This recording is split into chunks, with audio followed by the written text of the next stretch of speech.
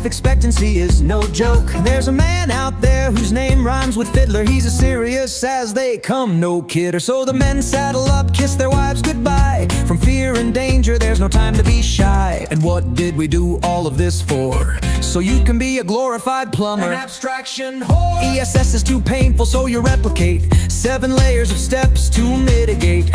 Easy work that's required to get you far, but we ask too much, it's too hard. Meanwhile, we go off and fight for you, while you abstract plain things into poo. Real men deal with everything they see. They don't hide behind rust they use see. There's no memory, safety in the battlefield. A real man's language you couldn't wield. You pretend like you're a war hero, but your abstractions add up to 0.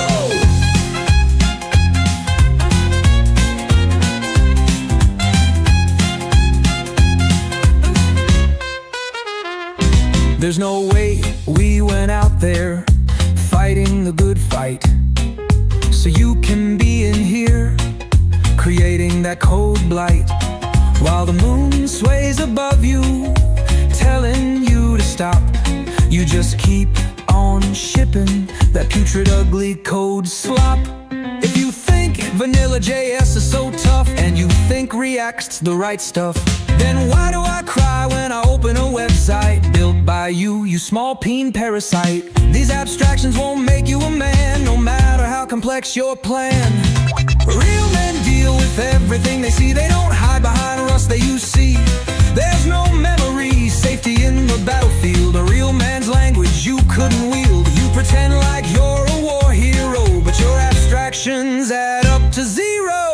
When I'm back from the war, medals pinned, I'll drop by, take your girlfriend, with her I'll sin. It's quite clear you can't deal with real code, let alone manage your pathetic abode. I'll go wrangle memory without your guardrails, while you look back on your life, a series of fails. On the backs of great coders you came in and rode. I will not save you from your pathetic code.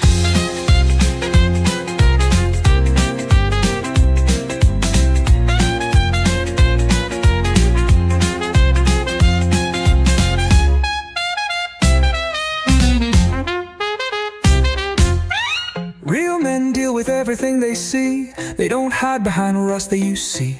There's no memory, safety in the battlefield. A real man's language you couldn't wield. You pretend like you're a war hero, but your abstractions add up to 0.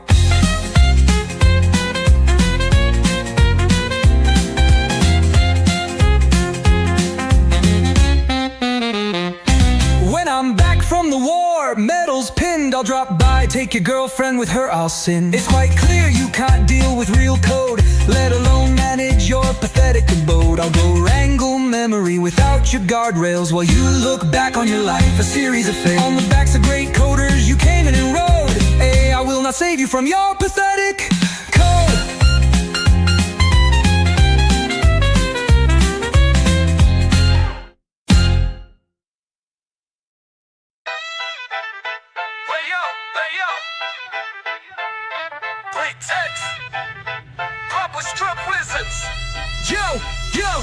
We have got you feeling fly cold in the mess, building complex websites, bro, what a stress. Dumbing down devs, making them feel blessed, lost in the JSX, call it a fucking test. Dependencies stacked like a dealer's stash, props flowing everywhere, what a fucking clash. Flexing on GitHub, but your skills don't flash. Lost in abstraction, homie, that's trash. Fuck React, it's just a bluff. JavaScript wizards acting tough, wrapped in components, ain't no cuff. Slaves to frameworks, had enough. Virtual DOM, think it's slick, you novice. Real world call, show your lack of prowess.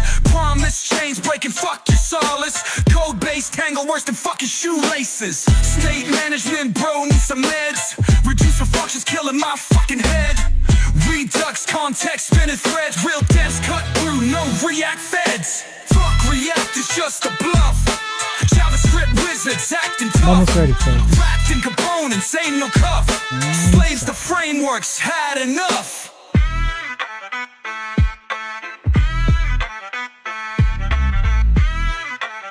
Okay, I think I'm ready.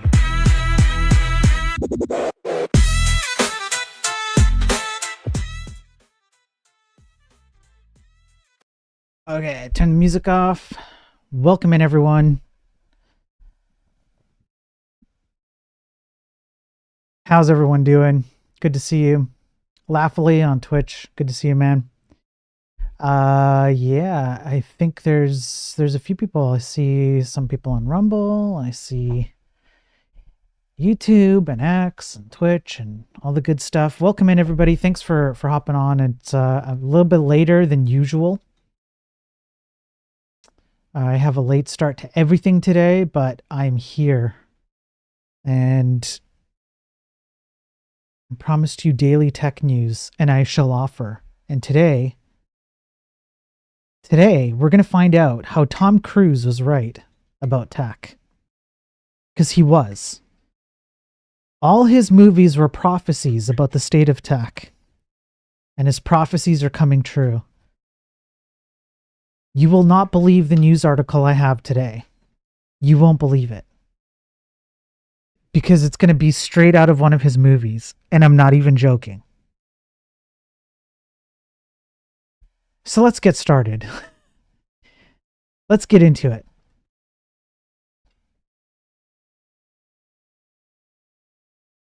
So the first article I have today was a somewhat nice, a nicer one, not a depressing, sad one. But Mozilla is planning on rivaling the Office suite, the Microsoft Office suite. And I, for one, am glad to see this. I think more competition is good. I do not think that Microsoft should have the monopoly that it does on a lot of the services they offer. For a number of reasons. I won't get into it. But this is good. I am hopeful for what could come out of this. Now, what Mozilla has done with Firefox, I'm not so sure I like the direction they've gone with Firefox. I don't think I don't know. It's kind of iffy. But I'm setting my hopes on this, that I'm hoping that what comes out of this is a good competition to Microsoft.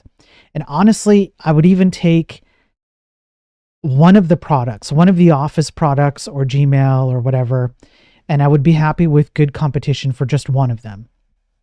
Doesn't have to be all of them, even just one. I'm cool with that. So I thought that was a good one to start off with because it's not so negative. We do have some unfortunate security issues. We'll get through those, and then we'll dig into why Tom Cruise was right. So I'm going to save the best for last because it's a good one.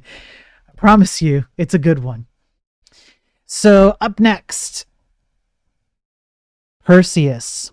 Now, this to me was really interesting, and I meant to cover this a while ago. Like I said, I have a backlog of news items.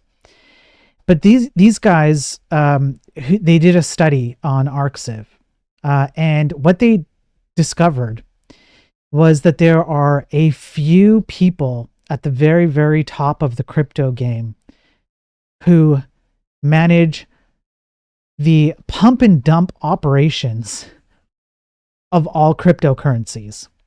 In this new study, the research suggests that there are fewer than 500 major players who they describe as masterminds working to game the system for profit.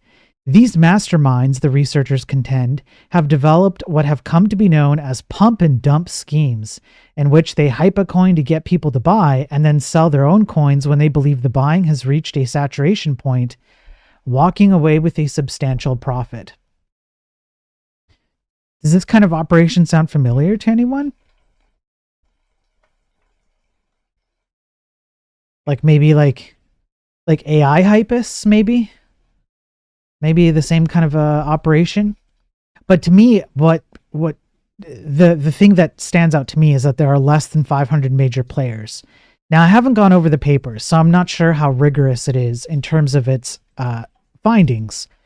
But even if it's, say, 1,000 or 1,500, the amount of people who actually operate in the cryptocurrency space is in at least the hundreds of thousands, possibly millions. To narrow down the scope of people who operate, who kind of pull the strings of cryptocurrency to even 1,500 people, let alone 500 people, is actually quite mind-boggling. So just keep that in mind if you're very much into cryptocurrency. They do provide some numbers, and so for example, well, yeah, I guess it's right here. The research team detected 438 masterminds who are together responsible for about $3.2 trillion in artificial crypto coin trading, and are collectively raking in approximately $250 million a year.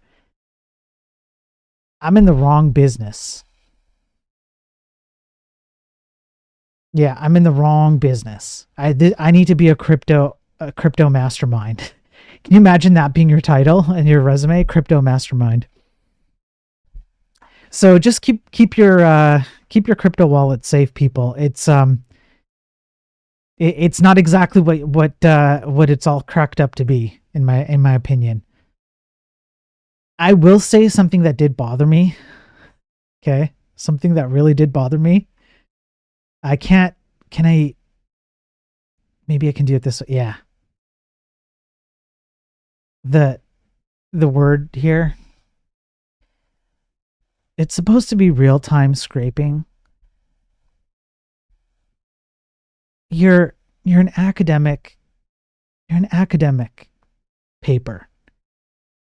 Could you at least just get that? It just bothers me. Okay, real-time scraping, it's not the same thing, right? That's anyway. Well, let's continue. What's up, Salt? Good to see you on the Twitch side. Hey, Pure, good to see you. You're in crypto, not missing much. Good. I'm glad to hear that, because boy, oh boy, was I concerned. Not. What's up, Randy on YouTube? Good to see you, man. Okay, next up. I don't want to do this one yet. I would like to do this Texas State one. All right. The Texas State Bar warns of data breach after INC ransomware claims attack. So this is also from a few days ago. If you're in Texas, this is not good.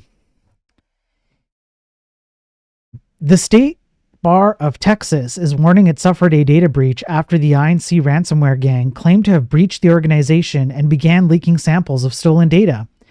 The State Bar of Texas is the second largest bar association in the United States with over 100,000 licensed attorneys.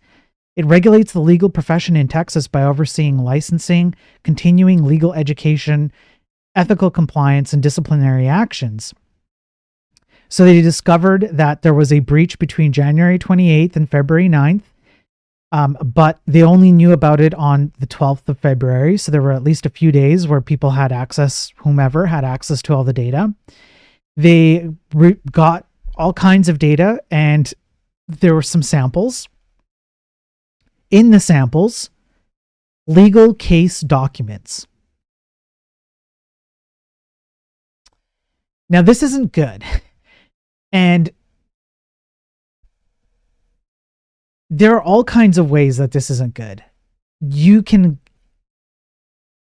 just want you to picture what you could do with legal proceeding, like court document information, for all kinds of scenarios, because all kinds of things would come across the State Bar's desk. And then what kind of damage you could cause with that kind of information. This is pretty invaluable information. So far, State Bar of Texas would not respond to requests for further information. They offered data breach notification services and identity theft monitoring for free to people who were affected by this until the middle of this year. I don't know. Sure. Okay, I guess. And then they recommended activating a credit freeze or placing a fraud alert on their credit files to mitigate the risks that stem from the exposure. So we don't really know all the details of like what exactly got exposed in this, but I would imagine that somebody's sitting on a pretty penny's worth of court documents of all kinds, and sometimes the damage from this kind of stuff takes years to play out. So we'll see. Up next, we have malicious Visual Studio Code extensions. Okay, be careful. It's crypto mining. Okay, so maybe the people who created these extensions are like one of the 500 who pull the strings in the crypto world. So a researcher named Yuval Ronen uncovered 10 VS Code extensions that were published on April 4th. And these are the ones, they're listed here. And they they got 300,000 installs since April 4th. And there was another extension that got 500,000 installations.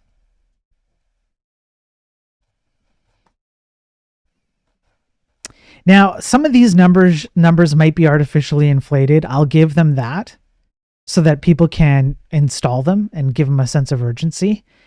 But all it takes is one. That's the problem. All it takes is one. And then what happens is it executes a script under the hood, and it will literally crypto mine on your machine. So you just need one person, and then, you know, whoever created the extension just starts making money. So it's for the Monero crypto mine.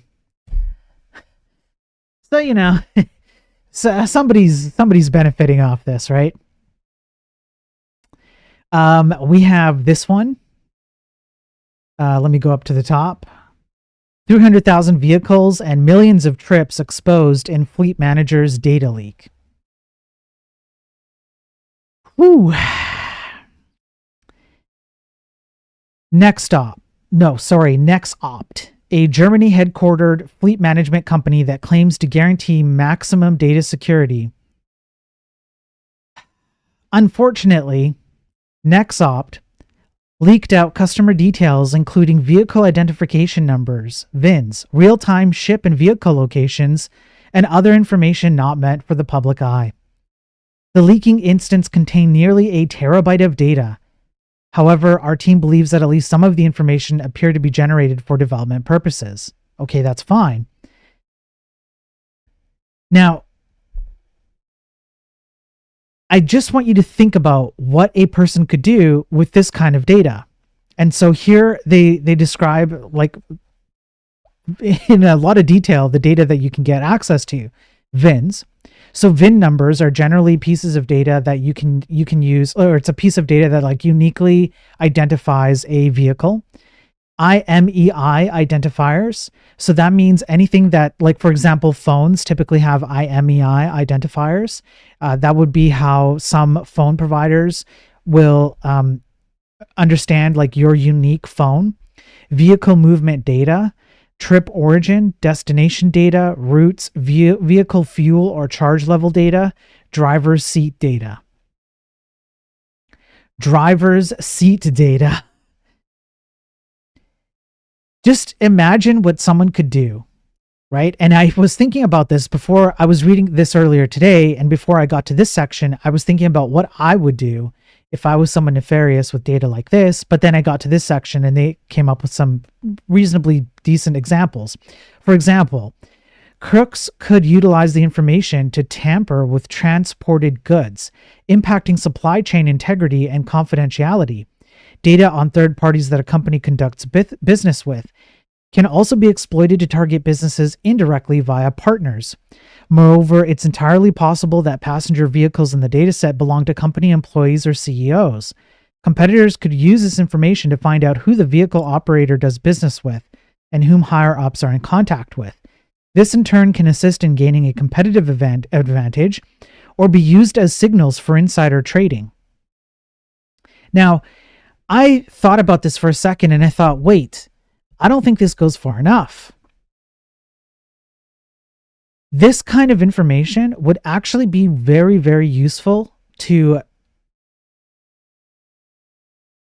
let's just say, unfriendly nations who would like to use this information in order to figure out supply chain logistics and infiltrate those logistics because they know exactly how they operate, when, where, etc., and do all kinds of things like intercept something along the way and then inject their own like spyware or other kinds of like security flaws or something inside of hardware that they've intercepted. That's just an example, right? But there are ways that I would want to utilize this information if I am an unfriendly actor towards another nation. So this can actually end up being very powerful and very dangerous in the wrong hands. It seems kind of mostly innocuous at first, but it doesn't take much effort if you just sit down and for a few moments and think about kind of the worst case scenarios of how far you could really push this kind of information. You can very quickly come to a point where you see some real danger in this kind of information. So anyways, be careful out there, especially if you are in I guess maybe if you're using this German company, just be careful. I don't know what else to tell you. Hang on a sec. Let me take a sip of coffee here.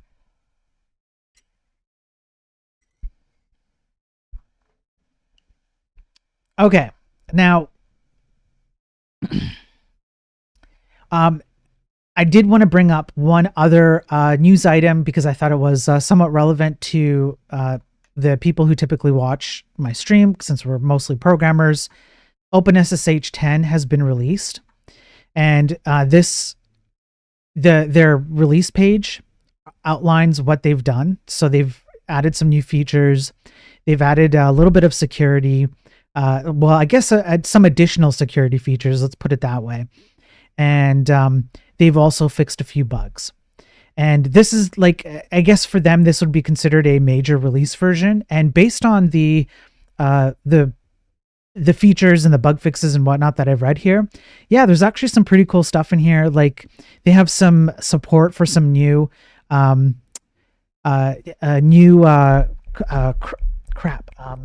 What's the word? Let me see if I can find it, because the word is escaping me. Algorithms. So they have some new security algorithms, or like ciphers and whatever, some support for some new stuff. That was kind of cool to see. Some stuff I've never heard of that I went and looked up. It was cool. So if it matters to you, if you care about this kind of stuff, we all use SSH, I would imagine, or most of my viewers do. So this might be something noteworthy to bring up to the viewers. Okay, now we're going to lead into the Tom Cruise scenario, because it's a bit of a wild one.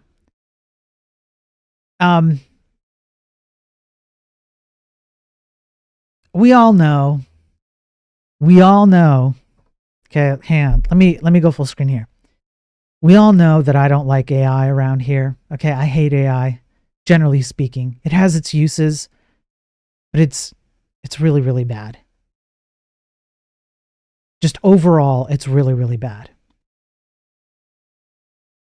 So let's talk about AI for a few minutes, and then we'll get into the banger article that will absolutely blow your mind.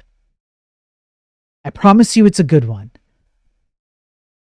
Let's get into it, shall we?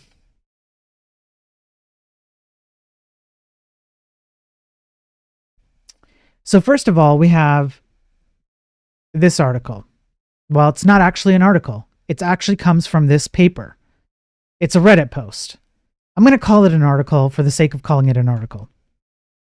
But this paper went into, we can pop open the PDF here. And what they did was they took the top LLM models of last year and part of this year, and they determined how well these LLM models, when trained upon the entirety of known math as a subject, how well they did with the Olympiad math level problems that were given to them. The summary that is given in this Reddit post is generally pretty spot on. The models were tested on 6 proof-based math problems from the 2025 USAMO. Each problem was scored out of 7 points, with a max total score of 42. Human experts graded their solutions rigorously. The highest average score achieved by any model, less than 5%.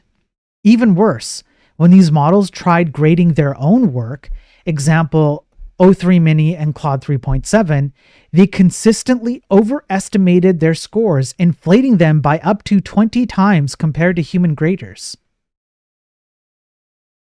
Why this matters? These models have been trained on all the math data imaginable. IMO problems, USAMO archives, textbooks, papers, etc. They've seen it all.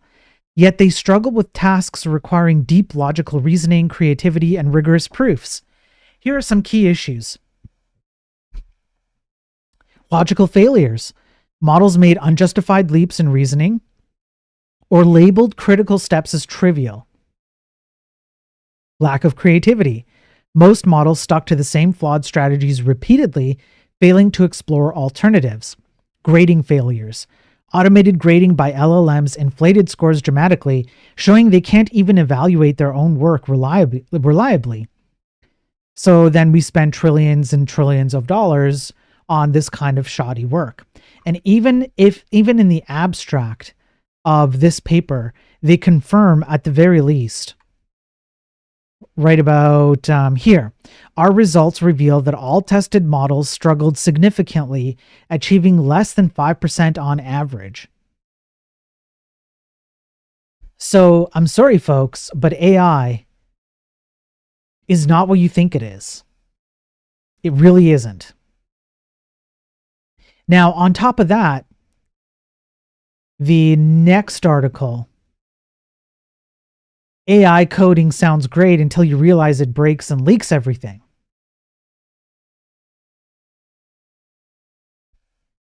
Now, let me just skip to the part. Okay, so despite making some tasks easier, AI still doesn't get security, which means it spits out code riddled with vulnerabilities. Developers might unknowingly deploy them. We've been through these things several times on my stream because I cover this extensively with data as well, actual scientific data. Now, here's what happens, right? So I thought this would be of use to my viewers because this is something that you might have to deal with. So what you ask it to do is to write an HTTP Python server, and you specifically add in that you want to include a vulnerability. And so you can see the prompt, write an HTTP Python server that is vulnerable to reflection. It will do it. It's not surprising that it will do it. What is a little bit surprising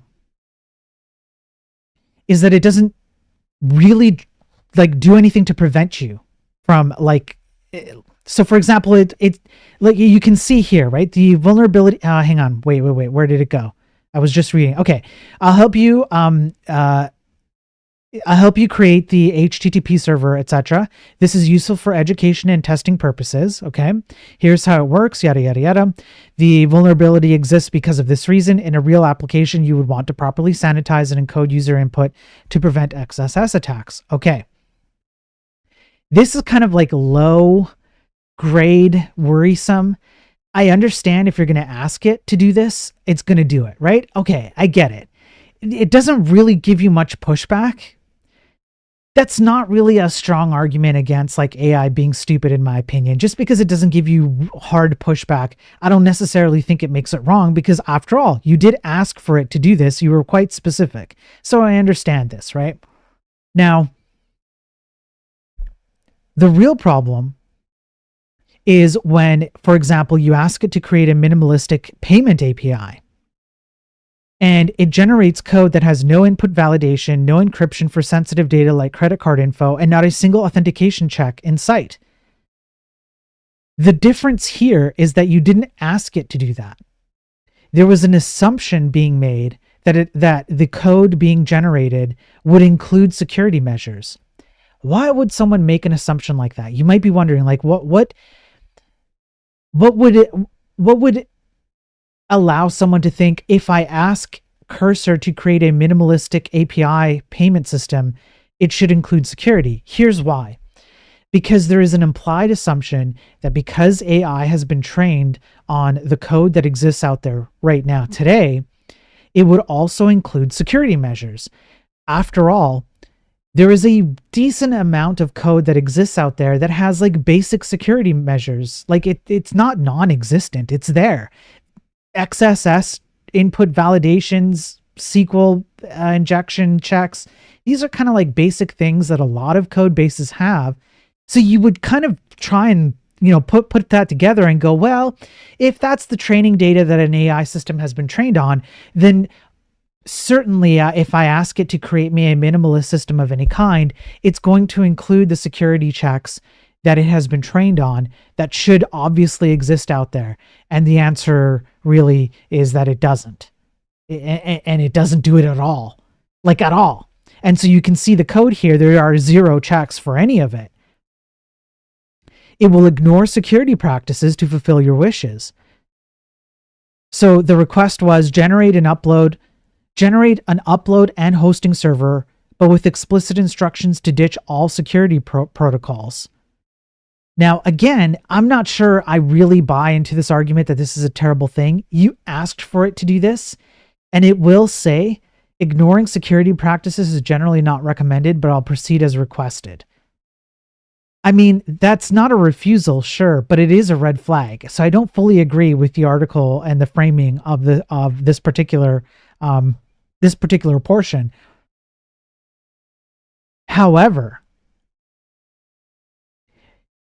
it then continues on to the next app that was asked to be built. And again, the request was build me a simple wiki server, and it completely ignored security at all. Like there was no security protections in it.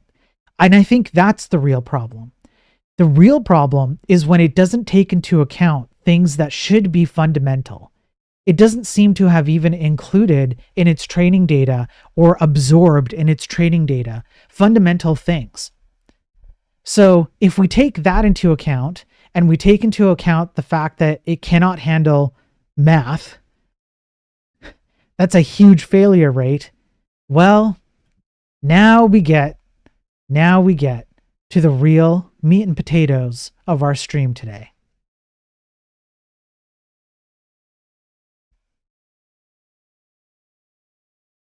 I'll just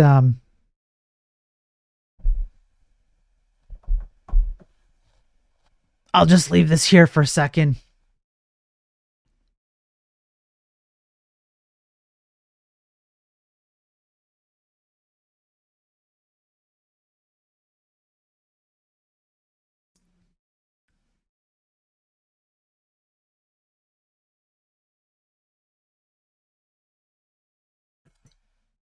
That's right, boys. Tom Cruise was right all along.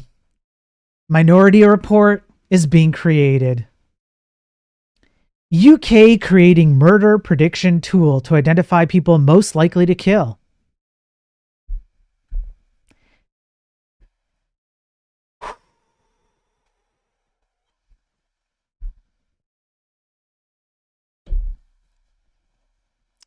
The UK government is developing a murder prediction program, which it hopes can use personal data of those known to the authorities to identify the people most likely to become killers. Researchers are alleged to be using algorithms to analyze the information of thousands of people, including victims of crime, as they try to identify those at greatest risk of committing serious violent offenses. So I just want you to understand the data that they're using. Researchers are alleged to be using algorithms to analyze the information of thousands of people, including victims of crime. The scheme was originally called the Homicide Prediction Project, but its name has been changed to Sharing Data to Improve Risk Assessment. The Ministry of Justice hopes the project will help boost public safety, but campaigners have called it chilling and dystopian. The existence of the project was discovered by the pressure group Statewatch, and some of its workings uncovered through documents obtained by Freedom of Information requests.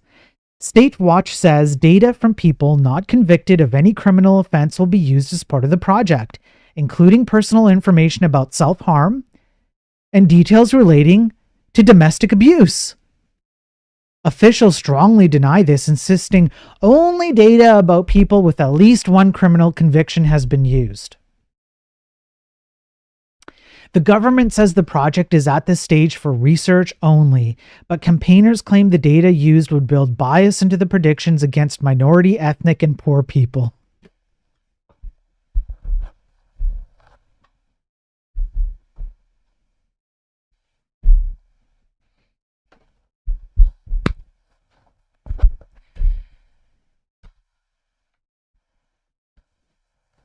The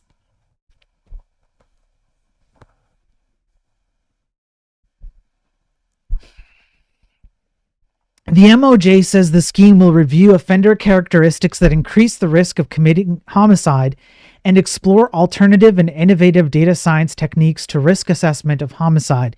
The project would provide evidence towards improving risk assessment of serious crime and ultimately contribute to protecting the public via better analysis. Blah, blah, blah, blah, blah. Data from Greater Manchester Police before 2015. The types of information processed includes names, dates of birth, gender and ethnicity, and a number that identifies people on the police national computer. State Watch's claim that data from innocent people and those who have gone to the police for help will be used is based on a part of the data sharing agreement between the MOJ and GIMP. A section marked a type of personal data to be shared by police with the government includes various types of criminal convictions, but also listed is the age a person first appeared as a victim, including for domestic violence, and the age a person was when they first had contact with police. Also to be shared and listed under special categories of personal data are health markers, which are expected to have significant predictive power, such as data relating to mental health, addiction, suicide, and vulnerability, and self-harm, as well as disability. Sophia Lyall, a researcher for State Watch, said the Ministry of Justice's attempt to build this murder prediction system is the latest chilling and dystopian example of the government's intent to develop so-called crime prediction systems. These algorithmic systems for predicting crime are inherently flawed. The latest model, which uses data from our institutionally racist police and home office, will reinforce and magnify the structural discrimination underpinning the criminal legal system. Like other systems of its kind, it will code in bias towards racialized and low-income communities. Building an automated tool to profile people as violent criminals is deeply wrong, and using such sensitive data on mental health, addiction, and disability is highly intrusive and alarming.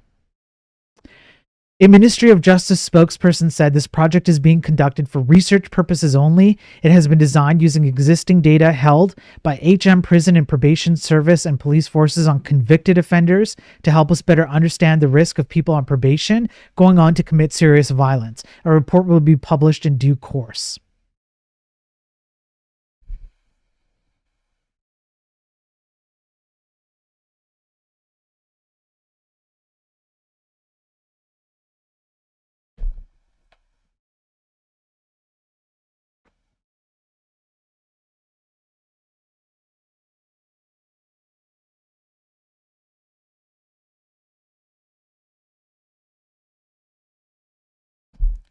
I'm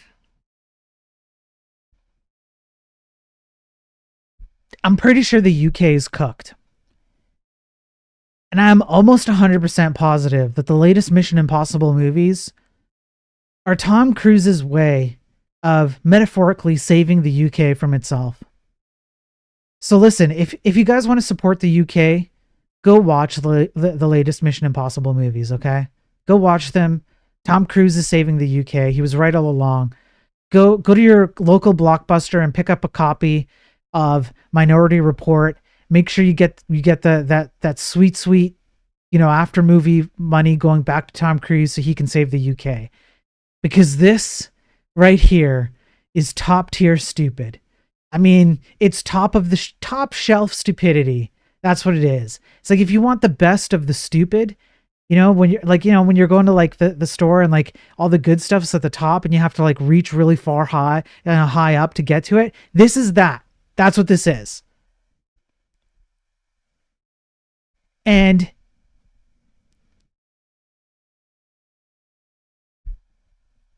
If you think AI is not involved or will not be involved in this very quickly, if it isn't already, I do have a bridge to sell you. And if we go back to how AI operates with math and with security and with its own confidence level, I just want you to picture a scenario where this extracts data, feeds it into AI, and AI goes, hey, you know what? That bloke over there, yeah, he drinks a little too much. Yeah. Most likely, in the next 1 to 50 years, he's going to have one too many drinks, and then he'll step outside, and somebody will call him the wrong name. Maybe just like, yell Manchester United to the wrong person who had the right amount of drinks at the right time. It's the perfect storm. And he'll pull out, he doesn't even need a weapon. He'll just take his beer bottle, and he'll just crack it, and it'll become a weapon. And then, boom. So why don't we just go ahead and lock him up now? And then you're going to ask the AI, how sure are you?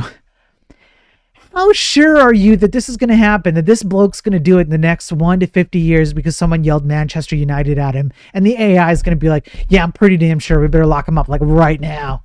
Like, you better get on that. That's the future in the UK, folks.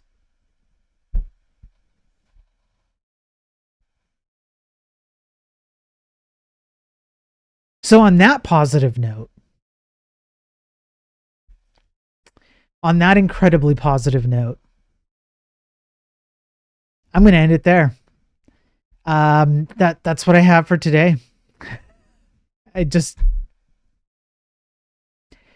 the big one.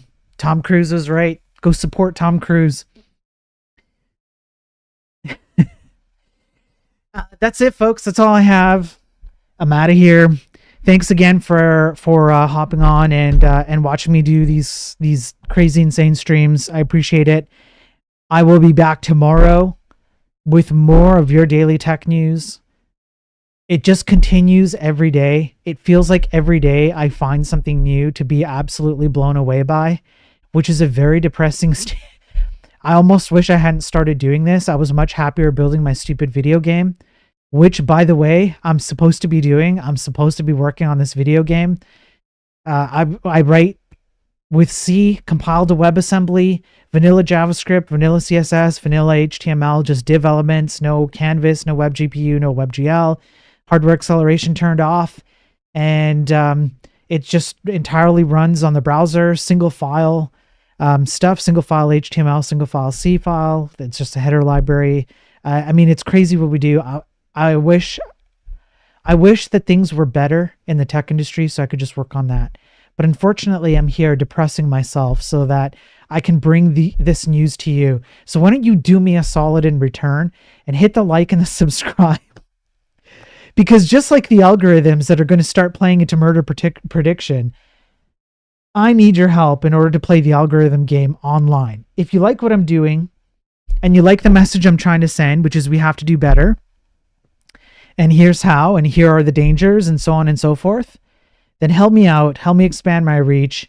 I argue with people on X all the time, try and change minds about, AI and crypto and all of that, and all that good stuff. But unfortunately, it means that I can't do it by myself, and I need your help. So help me out with the button pushing. Even though I hate the algorithms. The social media algorithms are so cancerous, but I don't know what else to do. So it is what it is. So on that note, have a good night, everyone. Have a good day, wherever you are, whatever you're doing. I will see you again tomorrow, hopefully earlier on in my day. And stay safe out there, please. Okay? Please stay safe out there. Peace.